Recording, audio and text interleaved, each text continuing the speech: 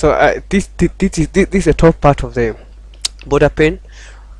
This is the left part, this is the right part, this is the center, and this is the bottom. Okay, and a border pane is a very important component. You know, for example, you may have an application, it has a menu here in the border pane here, right? Maybe I should, you know, demonstrate that, and you know, you can have the content that is right here changing this center part. Okay, for example, you can have a menu that is here, but it's changing the center part here.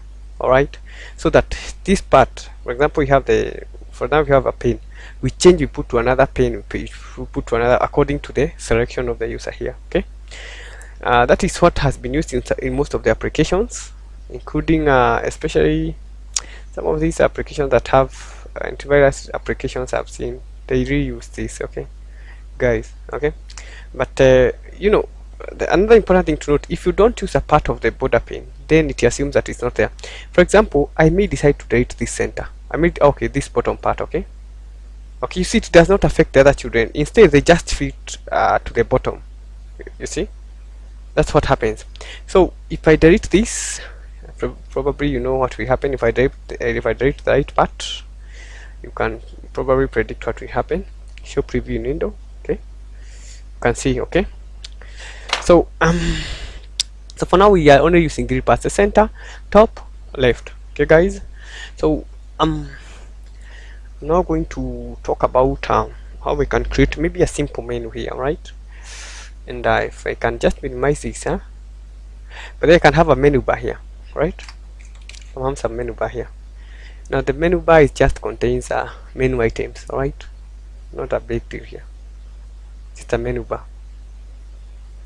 Just a menu bar. Modify, fit to print, nope. Pop-up, context, tooltip, nope. Okay, for this menu bar, just going to let me first of all say menu. Let me just first of all put this here, inside here. Okay, guys, and I'm going to say menu. For to preview this, show preview. Okay, no problem. I'm going to say menu. Menu. Oh, menu item is for here. Okay, the menu item is for the menu bar, right? The menu and the menu item is for the menu bar, unspecified menu. Okay, so I'm just going to put this here. Okay, so I'm going to show you how to be fitting some of these components, because if you can preview this, for example, you can see when you increase this, the menu remains here, right? So I'm going to be showing you how you can do this, right? But in the application tutorials of this thing, all right? Okay, so I just wanted to create a simple menu here. Maybe I can change this to, instead of yellow, change it to violet. Oh, let's just get some color here. Okay, FFC B00, like that. I don't know which color is this. Not bad. Let's just use that. Still not so good. Okay, CD. Does it change anything? No, it doesn't. So let me just put it as an indigo color. Okay, that. So we can have some menu here, and how can we create that menu? I can have some buttons here, some buttons, guys. Okay, buttons here. Okay, or instead you can even have a button bar, right? A button bar is a component that holds a lot of buttons, and instead of this, you know, I can have maybe action one. Okay, I can control, okay, by guys controlling Control D or Command D on a Mac, you can be able to duplicate these components. Then you can be able to change the actions as you need them. All right, I don't know whether you're gonna get this concept, but you're gonna get it, you're gonna completely understand it when you go to the application part. So if I was to preview this is the menu. You can click here. Maybe a person clicks on menu 1, this changes. Menu 2, this changes, or whatever, all that. Okay, guys, this is what I was saying about the border pane. Okay, it's a very important component. In most of our applications, we'll be using this border pane. Okay, especially for switching between scenes. It's a good thing. It's it's a good layout for doing that. Okay, so the other things that that I need to talk about before maybe we're gonna wrap up this series. I'm going to talk about the VBox and the HBox, right?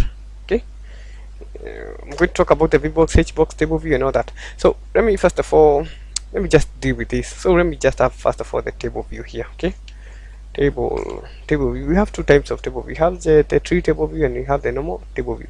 This is a normal table view, guys. All right. And for the table view, we can come here and you can say view edit. We want it to show some sample data, right? So you can set it to show some. Okay, no. Okay, the table view, you can see it has some of the properties here. You can put it whether it will be editable. You can say unconstrained or constraint size, fixed cell size, all that. These are the properties of this table view. Again, we explore those mostly when we come to dealing with a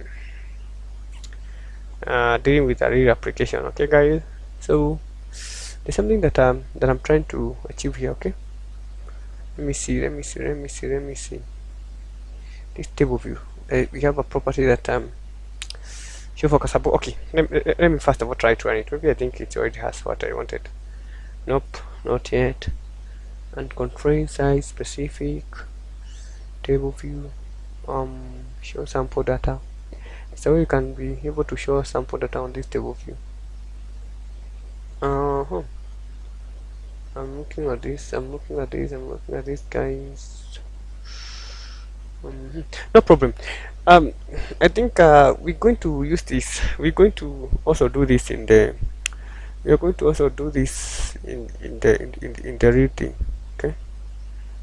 So going to do this in the real application, right, guys? So do not worry about it. Okay. That I've really been able to. Oh, show sample data.